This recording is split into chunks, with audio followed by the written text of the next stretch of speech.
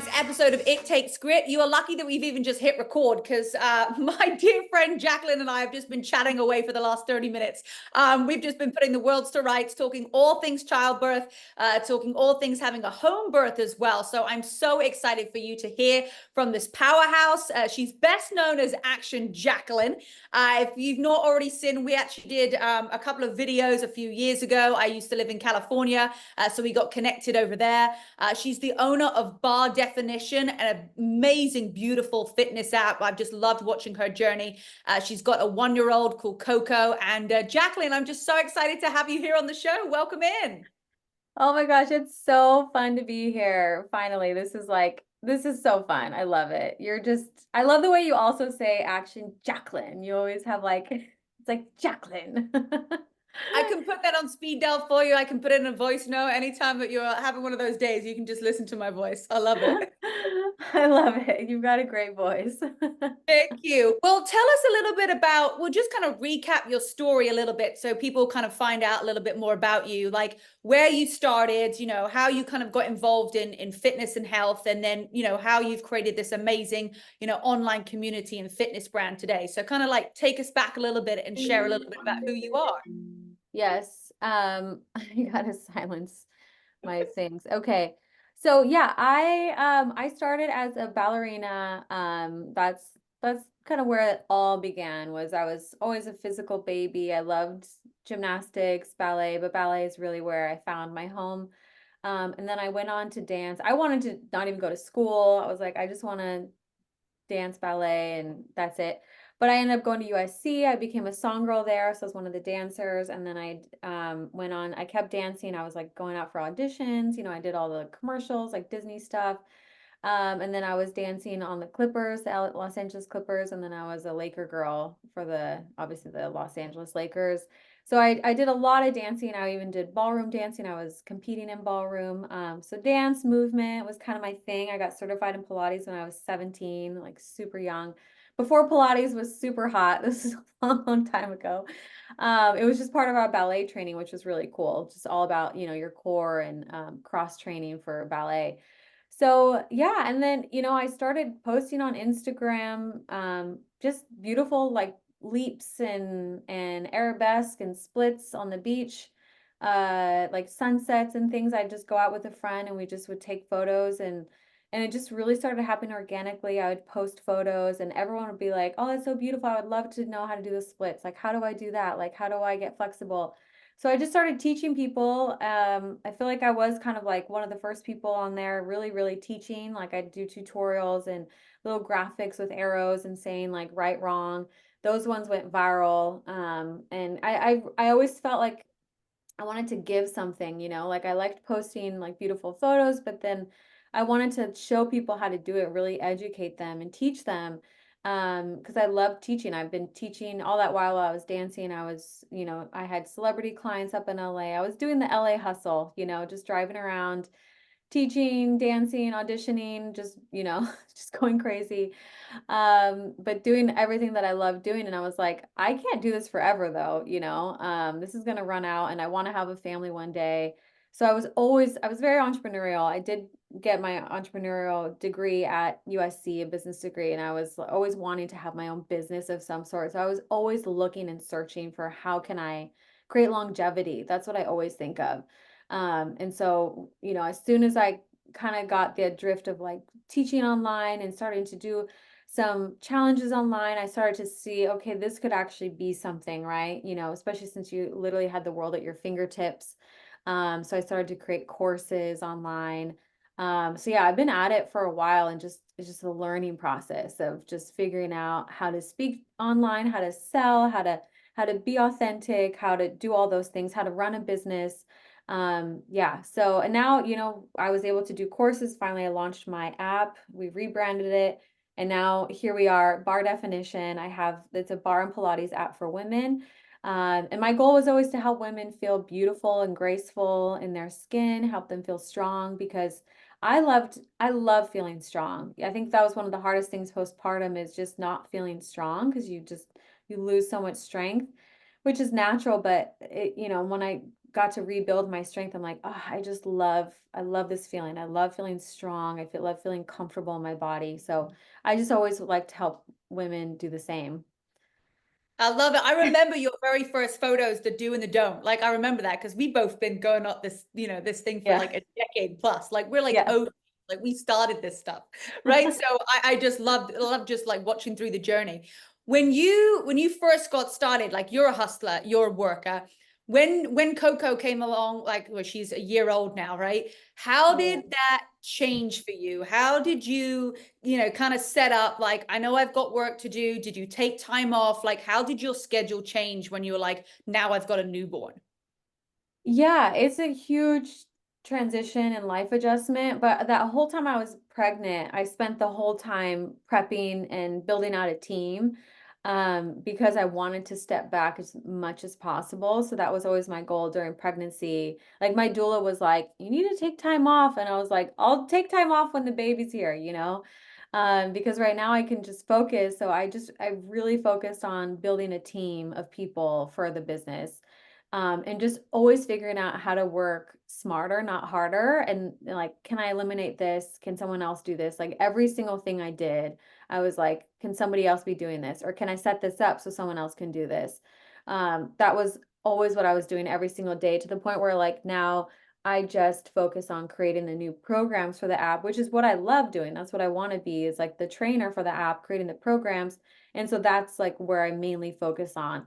So I even, I pulled back on YouTube. I pulled back on just extra content that I feel like wasn't really giving us the return that we needed. Like I don't post nearly as much on Instagram anymore. We started doing paid ads. That was a big thing, is just getting ourselves off of like this organic grind and focusing on good paid ads, good landing pages. And now my husband Josh, he focuses on that, like landing pages and marketing um and emails and things like that. So I just am always thinking, is this creating a return? Do I need to be doing this? Can someone else do this? And but there's things like the classes and the workouts, like that's me. I feel like I'm not going to outsource that. So that's like, okay, this is where I focus. Yeah, I couldn't agree more. It's funny because like, now I'm doing exactly the same, right? I'm currently 5 months pregnant and I'm like, okay, what can I hand off? Because I like to make sure that all the aesthetics look right. I want to double check everything. I want to like proof all the emails. And that's, what I've typically done. But now I'm like, I'm not going to be able to do that. When the baby comes, I don't want to have to do that. Yeah. So who do I need in my team? Who can I delegate to? And knowing that like something might be better, at least done 80% rather than 100% and it having been done with me. Yeah.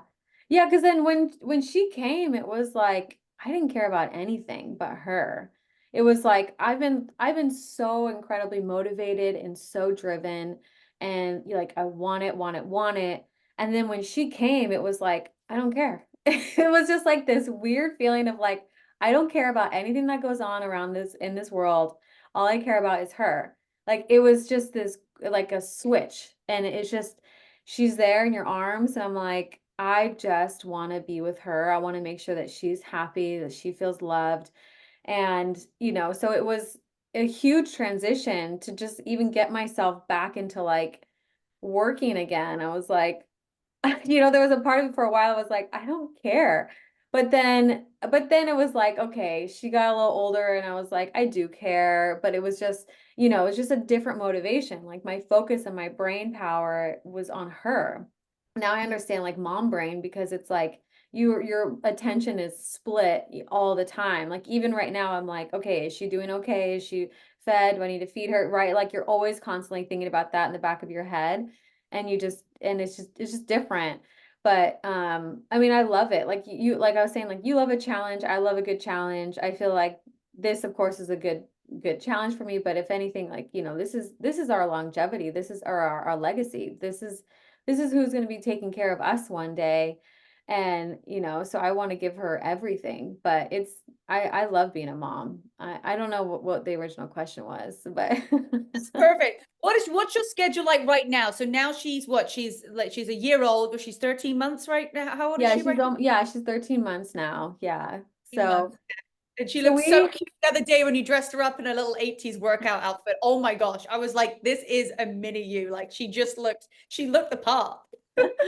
I know she loved it too. She was like Yeah, walking, and she loves her shoes. She thanks. loves like shoes is like her new thing. It's so cute. Like she doesn't like me to get her dressed or change her diaper or anything, but then like shoes, she'll sit there and like put her shoes on or like have me put her shoes on. It's so cute. But yeah, so my schedule, I mean, for a while I was just working while she slept. Like that was my main thing. And for a long time I would just have her sleep, like she'd nurse and sleep on my lap, and I would just set up like a comfy chair at the table, and I would just work at the table, and she would nurse and sleep for like 3 hours. And so that would be like the majority of my work, and then she was doing 2 naps. So it's just, I would always say like, I just work when she sleeps. And then now, I mean, she's sleeping less, and so we just started having a nanny come for like 10 hours a week, which is still like not a lot of time because I'm still like right here and I'm still nursing her.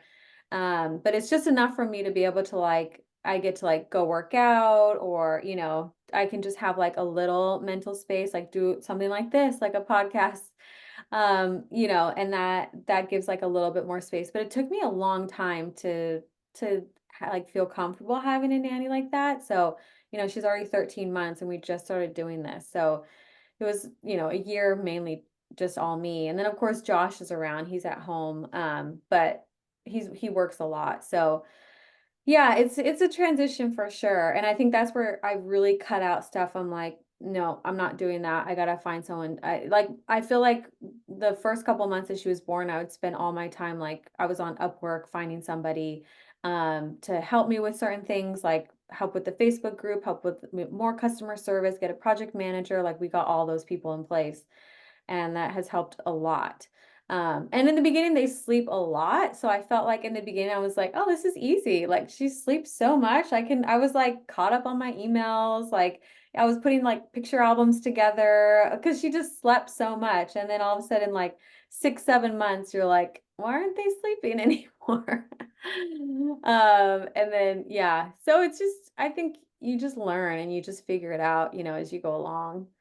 And so how did you give yourself like permission or grace? Like I feel like a lot of times like women, it's like, okay, like we want to do this, we got to do this. Like how did you kind of say, you know what? I know you say like, oh, I just didn't really care. My whole thing was just about her. But how did you give yourself grace or permission to kind of just, not worry so much about having to, do work? Like how did you give yourself Yeah. permission to let go of that? I think I just knew that it was such a temporary like blip of time, and like I read a lot of stuff. Like there was a book by Erica Komisar, I think her name is, and she talked about how the first 3 years are just the most important, like 3 years of their life. Like they're infants until they're three, and anything that you can do, like any kind of sacrifices that you can make to be with them, like to have that connection, to create that bond with them in their first 3 years of life, like not ever going away, like really being with them every single day, every single night, it will pay off like for the rest of their lives. And like that was just enough for me to think, okay, that's what I'm doing. And that's just like what I decided to do. And I was like, that's what I'm doing. I have to do this. Like this is like I can't give her any less than that if I know that now. And that's just how I feel. And so I wanted to just make sure that she felt connected to me all the time. And so I just always had her on me, and I don't know, that's why I'm having a baby, so I can create, another life and give her the best life possible. I always say like I wrote her like letters when I was pregnant. I'd be like, I just want you to feel loved. Like my goal is for you to feel loved, heard, understood, and seen, right? Like I just want her to feel like we're there for her. And I think if a baby feels loved and connected, they can do anything in their life. Like they can do anything. They don't even need like all this fancy education. They just need to feel confident in themselves and self-assured, and you get that from your parents or your caregiver, you know? Mhm. So yeah, I You don't did know, such a great job of setting it up though, right? I think that's what's really key here. Is like a lot of people listening, they're like, oh, okay, well, I want to be able to have that, freedom and that flexibility when the baby comes, but you did make a sacrifice in those 9-10 months before she came, right? You nestled down, you got the things that you needed to get done, and Yeah. you'd also got yourself into a position before you even had a child so that you could have that freedom and flexibility afterwards. Was that something that was important for you before you started a family? Yeah, I mean, I guess I'm considered like, I don't know, older, but I'm not in my 20s having babies. And I wish now that I have a baby, I wish I did start in my 20s just to have more time with them, and but I'm so grateful that yeah, I set up a life like that was always in the back of my head. Like I want to create a life where I have the freedom and the flexibility. So I've been at this for years. Yeah. Because people are like, oh, well, you're so lucky you get to do that all from home. I'm like, I don't know if it was luck. I feel like I've been doing this for like 10 years, working I've at worked really hard. The harder I work, the luckier I get. Yeah. yeah. Yeah. Like it's been like 10 years of me like hustling, even more than that. Like I've just been a hustler, just trying to like, okay, how do I get myself off this rat race of like drive? I'm like, I can't drive around LA forever. Like I do want to have a family. I can't do that. Like, so, you're like, either I marry someone rich or I figure it out on my own. And I was like, I want to figure it out on my own, and I know I can do that. So I worked just really hard to do that and yeah, and create that flexibility. And I also married someone who was entrepreneurial like me because I wanted him to have flexibility.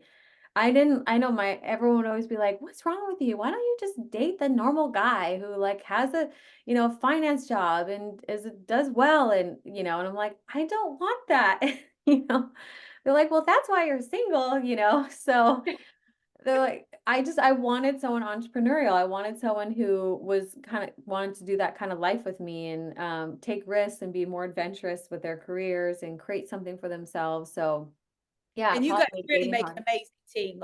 Like he's really dived all in on like understanding how your business works and like just taking some really great, I mean, he's very smart.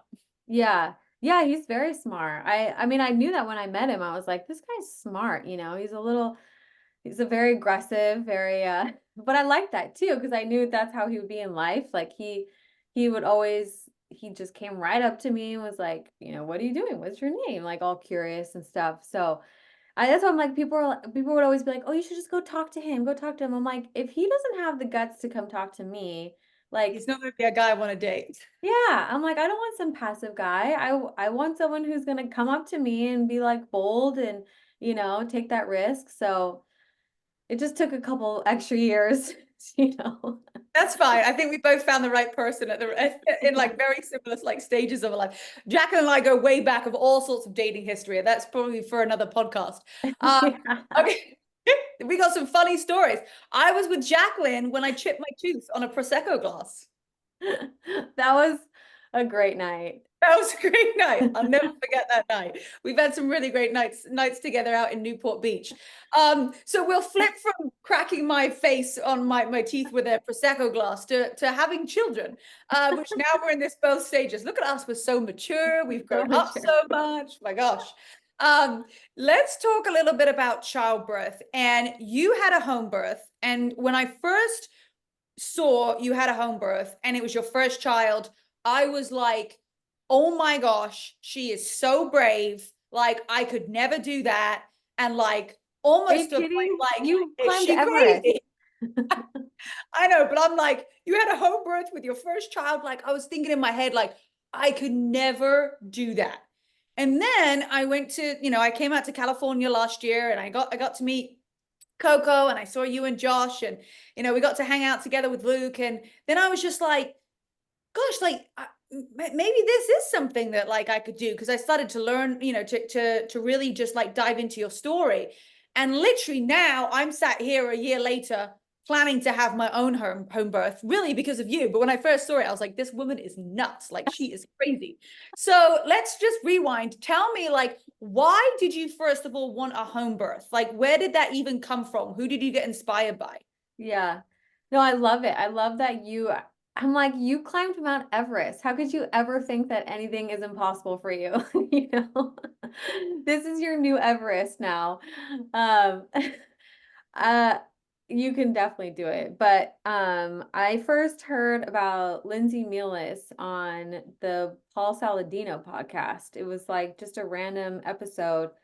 And just the way she talked about birth and the way she talked about the process of it and how it was such a beautiful perspective on birth, whereas I feel like I was conditioned to just be really scared of it. It was like a hospital emergency. It was, you always just think of the movies of women screaming and it just seems very scary. It seems like a medical emergency. And the way she spoke about it was the exact opposite. It's like this beautiful process that women get to go through and you get to experience in your life. And it's nothing of a medical emergency. There is no emergency. Like the body does exactly what it's supposed to do. And it just really spoke to me. And I was like, this is so interesting. I had never thought about it this way, or I've never heard anyone talk about it. And then I looked her up on Instagram, of course. And then she happened to be literally in my neighborhood and she lives like down the street from me and her office was right here. And I was like, what? I just felt like it was a sign. And I remember I made a point with her and I was still engaged. We hadn't gotten married. And I was like, we want to have kids soon and I just want to like start prepping myself. And she's like, wow, you're like really taking the initiative, you know? Go ahead and tell Uh, it. yeah, I was like, I just want to learn, like, what should I be doing right now to prepare my body? And I was like telling her about my diet and everything I'm doing and how I love taking like liver supplements and all these animal organs. And she's like, well, you're already doing everything that I recommend. So you're fine. She's like, I think I'll probably see you in a couple months after your wedding, you'll be pregnant. And that's exactly what happened. And I was, I was just asking her about the home birth experience and then asking her for resources and different books. And then I just started to dive into it and read about it. And the more I read about it, and I was like, and learning about that versus the hospital, it was like, yeah, this is totally for me. I want it to be, I'm all natural. Like that's why I share. People think it's so weird. Like I've never taken birth control. I've never, well, I stopped taking or stopped using deodorant like a long time ago before it was like trendy now to use natural deodorants. Like I stopped deodorant a long time ago. I didn't do birth control. I feel like I just was like on this path of I didn't use shaving cream. Like I just didn't use extra products. I just always felt like I don't even like to take Advil. Like I don't like any of these extra things. I don't like to take antibiotics when I don't need to, all of that. So it just really fit my lifestyle and who I am. And so, and when you learn about the process of how your body can naturally release these hormones and your body can go through this whole process and it's like exactly what your body's meant to do and you and your baby are, in perfect sync together. It became such a beautiful thing to learn about that I was like, this is amazing. Like I want to do this. But then, yeah, I was faced with a lot of no's, you shouldn't do that. A lot of, people being like, you should really rethink it. Like, that's scary, all the things that could go wrong. And I was like, I just blocked it out. I was like, okay, well, if I need to go to the hospital, then we'll go. But this is what I'm gonna at least try it first. So, and it worked out. She was 2 weeks late and then she came in, I was like in prodromal labor for like 10 days though. So by the time I actually went into active labor, I was already 5 centimeters dilated. And then once like what's it called? The mucus plug dropped and everything, then it was like 3 hours and she was out. But Wow. Yeah. yeah, it was intense. It was really intense. So But so really you hadn't been exposed, even though that you'd gone, the natural ways, you changed up things throughout your lifestyle. When it came to like thinking about having like giving birth, it wasn't actually in your like peripheral vision to think about having a home birth. It was only because you just happened to listen to this podcast. yeah, it was so random that I just listened to it and I was like, "Oh wow, this is so interesting." But then I started reading other books and things about it and I was like, I thought it was so cool. I'm like, I didn't know you could even like do a home birth. And it sounds so naive, but like No, no, you it's don't true. Yeah. you What don't are the even think about options? it. You go to hospital because that's what you do. Yeah, so I didn't know and I always like to I guess I'm the type of person who likes to take the path of, that the least not the least resistance, the less taken path, whatever. Um and just the more and more I learned about the interventions and how it could actually hurt the baby and all this stuff and the way it's rushed. I don't like being rushed. You can ask Josh. I hate being rushed. And so the thought of like being on a time schedule, like in the hospital, I was like, absolutely not. I want to take my time. I want to like, be able to breathe and not have people like coming and touching me and all this stuff. Like I don't like hospitals anyways. Like I get like woozy and I don't like the lighting, like all that stuff, the beeping, everything. So yeah, I Yeah, just I felt the same. Like when I was like, oh, a hospital, like what would that look like? And I immediately started to like envision, you've got the tape around your hand with your like your name on it. Then you've got the hospital gown, and then you're on your back, and you've got the stirrups up, and then you've got people coming in, and they are prodding and touching you and monitoring you the yeah. whole time. What is it like then the opposite? Because most people don't really know what a home birth looks like. Who is in your team, and what is the setup? Like, how did that experience happen? Yeah, and I think like people think, oh, the hospital is the safest place to be, but I felt the safest place to be was at home. That was 100%. I'm like, that's the safest place. And everyone's like, oh, well, you're doing it just because you want to be comfortable. I'm like, no, I'm doing this because this is how I'm going to have the safest delivery for my baby. And so I think some people might think it's like a selfish thing to do. I don't know, but I'm like, no, this is for her. And so yeah, we had a doula. So the doula came, as soon as you start to go into labor. And I would have those contractions, and we'd call her. I'm like, I'm having some contractions, or we call them surges. And she's like, okay, well, you seem like you can still talk just fine. And she's like, okay, well, just call me like, when you're like in labor. And we're like, well, how will we know? And she's like, you'll know. You'll know. And we're like, okay, but I kept getting contract for like 10 days though. It was like this Groundhog Day. I'd wake up and like have surges, and then like by dinner time they'd stop. It was like crazy for 10 days. And then once I like that mucus plug broke, and like I felt like I had scar tissue, I think, that like snapped and it popped and it was like boom. And then I was like, call her. This is what she means. Call her now. She's like, okay, you're in labor. Okay, I'm coming. I'm coming, And then the midwife came, and she also had another midwife. So we had two midwives come, and they're like, they're logging everything, like they're tracking everything, like writing in their charts, like all this. And they come with everything. So like I got stitches, so they come and they can do sutures. They can even do Pitocin for the placenta if you want that to get the placenta out. They do everything that you can get in the hospital. Like obviously you can't get an epidural and all that kind of stuff, but as far as like post care, they do basically everything that you can get in the hospital. Yeah, and so the doula is really there. I mean, she was very physical, like hands-on, like giving me counter pressure on my hips, on my back. I had a lot of back pain, a lot of back labor. So she was there. And then the midwife is really more like medical, because she's like writing everything down and checking and that kind of stuff, like checking heart rate, all that thing. Whereas like the doula is just for me to just like help me stay comfortable.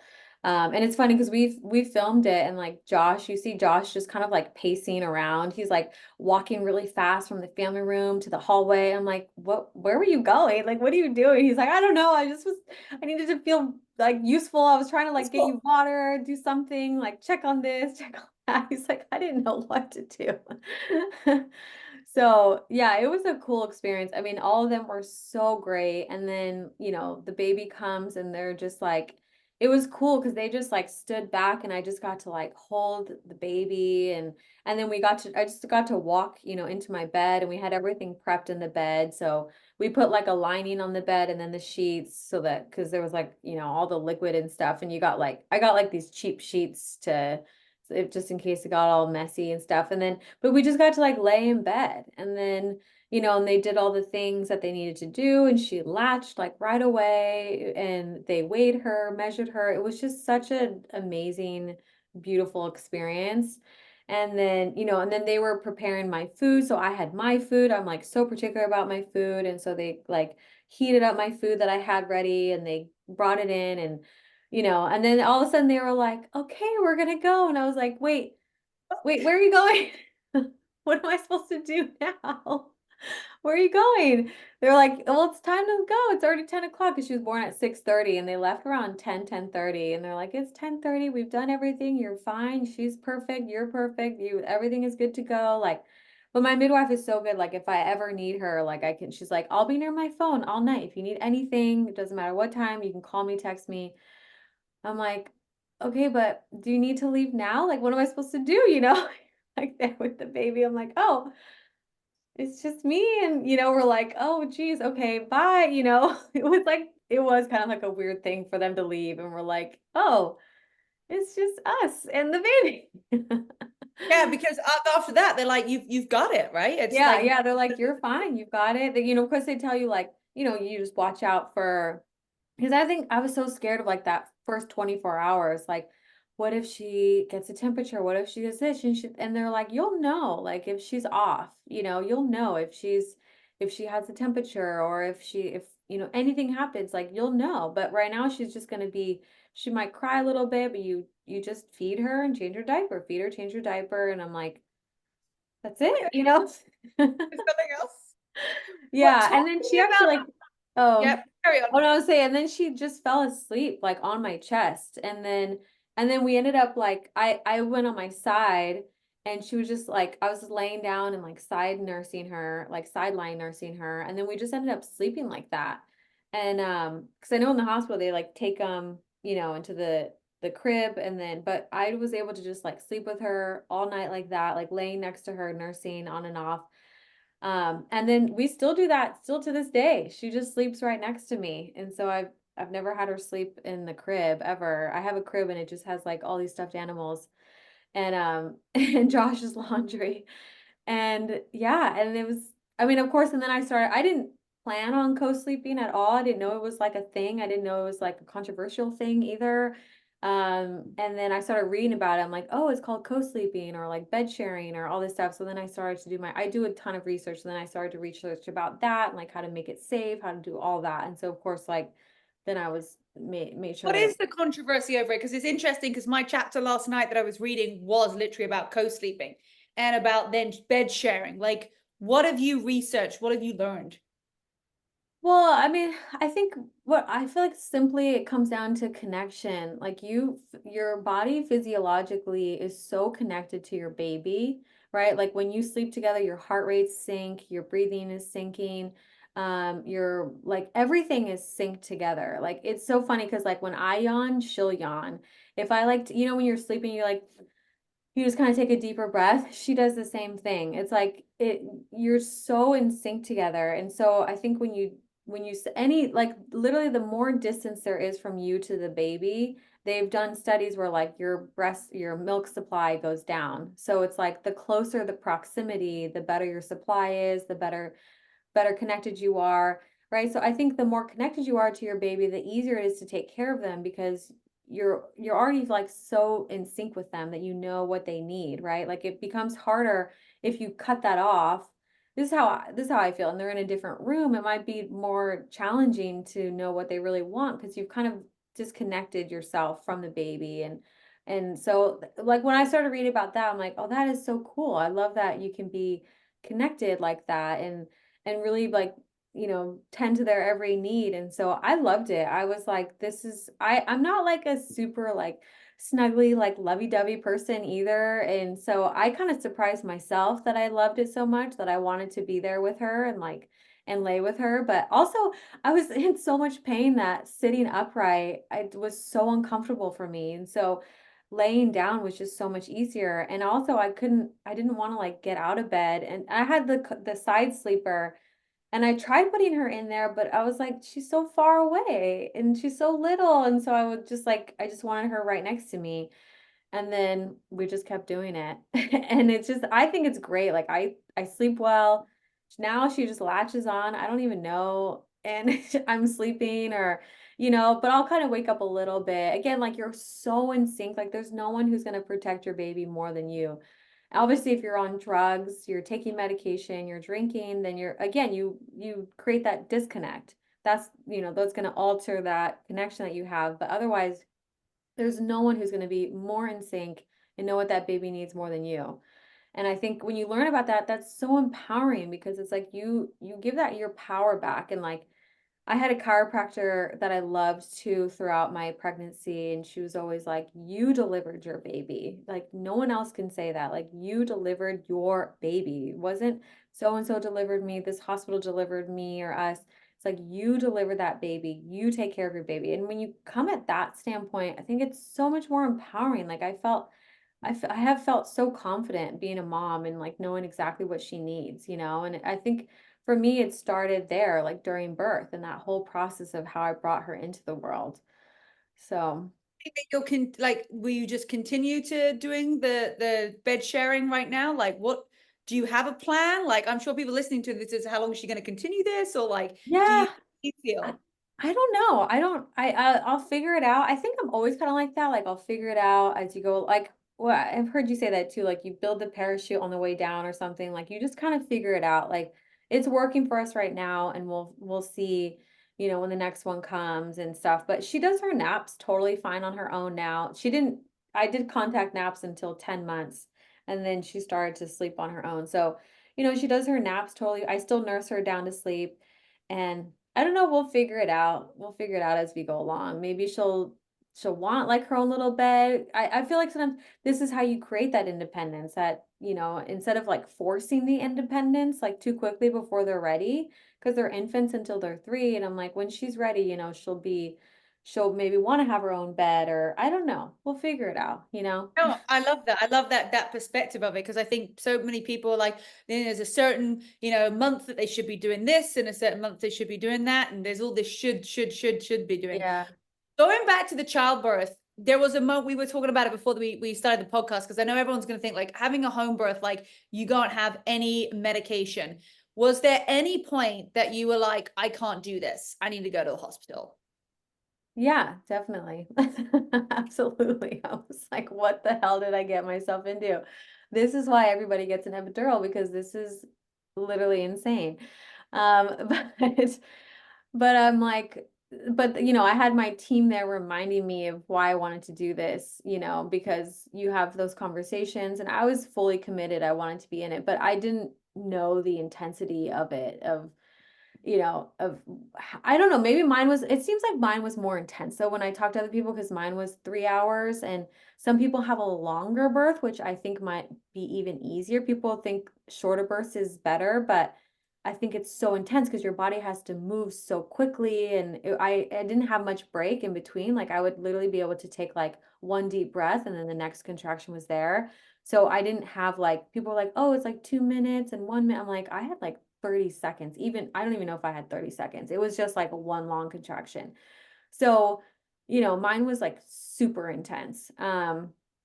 But yeah, I mean, now I'm like so glad that I did it like that. But I was like definitely plotting, like, can we get into the car and go to the hospital? It's only 7 minutes away. Like, okay, and I remember I was like, it's a Saturday, there's not any traffic, so okay, maybe even less than a little 7 minutes. Like, I was like trying to think of all that. And then I was like, what am I doing? Like, I'm just, because then I was like, well, how much time do I have? I think that was the hardest thing, is like not knowing how long it's gonna last. And they're like, you're there, you know, so you just need that encouragement. Like, you're almost there. Yes, this is natural. This is normal. Like, good for you. Like, I'm so proud of you. Like, I need that. Like, I needed that constant, like, this is normal. I must have asked, like, is this normal, like 1,000 times? Like, are you sure? Is this normal? Are you sure? Are you sure? They're like, yes, yes, you're doing great. You know, and I'm like, okay. I'm like, they don't seem concerned one bit, you know, like if there was something wrong, they'd probably be like, yeah, let's do something, let's go to the hospital. But they're like, you're doing great, you're doing, you know, like fanning me, like, you're fine, you know, and I'm like, okay, I guess this is it, you know? I'm fine, I don't feel fine, but if they're saying I'm fine, fine. Yeah. Yeah. Oh But wow. For anybody that's interested in having like a home birth, and I know there's like hypnobirthing and breathing things and exercises, but like, is there a good book or certain classes that somebody should take to look into if they're looking to have a home birth? yeah, I think, I mean, I did hypnobirthing. There is the hypnobirthing by, I forget, oh my gosh, I forget the book, the author now, Morgan or something, or something with an M. But yeah, the hypnobirthing is really good. I did listen to a hypnobirthing thing like every day, like a hypnobirthing meditation every day. But I feel like I focused a lot on, I was so worried about the baby, like something happening to her, that I didn't do really any preparation of how I was going to handle the pain, because I was like, oh, it'll be fine. I can handle pain. I have a high pain tolerance. So I didn't really do any mental preparation around that. I wish I would have done that more. Like the next time around, I'm definitely going to think more about like how I'm going to like handle that part of it. Like, visualize like this one PT, like pelvic floor specialist, she said she thought about like her sit bones spreading apart, like think about like just like she really visualized that. And I feel like, I don't know, I feel like I would just do things a little differently, like try different positions. I feel like it was so intense. I kind of got stuck in this one position, and I wish I would have tried moving around a little bit more, like try to be on all fours, tried like different. I just kind of got stuck, and I was like, just trying to like get through it. But yeah, I think just try to be more mobile, or it's so hard though if you've never gone through it. But I think I would just maybe focus on try to like mentally, how am I going to handle like if the pain does get intense, but I think the biggest thing is always knowing your why, just like anything, like why are you doing this? Like write it out, have those conversations with everybody on your team, like this is why I'm doing it, and be fully committed. Because I read about epidurals. I didn't like how there's fentanyl in them now. Like that was changed, I think, in the late 80s or something, where they put fentanyl in it, and they said that they actually find that fentanyl and those drugs in the baby for like the first 7 days of their life. And it can be detected in babies. And so it's like, I don't want my baby to be born with like some drugs. And maybe that's why some babies don't latch well when they're first born. Maybe that's why they're super, super fussy. Maybe that's why they don't sleep. And it's like, I just had all that information in my head, and I was like, I'm doing this, no matter what. I mean, yeah, when you're going through it, it's tough, but I think just knowing those reasons just really keeps you going. Yeah, I think that's so important too. Like you're just like, okay, I know why I'm doing this because these could be the side effects, right? It doesn't happen to everybody, but these could be the side effects. And as long as I can just keep breathing through it, and the team around you is so important, because as soon as someone says, you sure, we can go to the hospital, right? If one of your team members had been like, okay, we can go, you would have been like, okay, we're gonna go, and then you wouldn't have had the birth that you wanted. I've heard that a lot of times with people who have not wanted medicated births, and it's really dependent on what everybody's kind of saying around you. Yeah. I mean, I think that's like everything, right? Like you always say also, like you're the average of the six, 5 people, yeah. 7 people or 5 people that you spend the most time with. It's like everyone's got to be on the same page, because it's going to get intense. And I'm glad that I did learn about transition, where there probably is going to be a moment where you say, I don't think I can do this anymore, but that means that you're really close. So I learned about that, and then I forgot though, and they reminded me like, okay, you're probably in transition. That's good.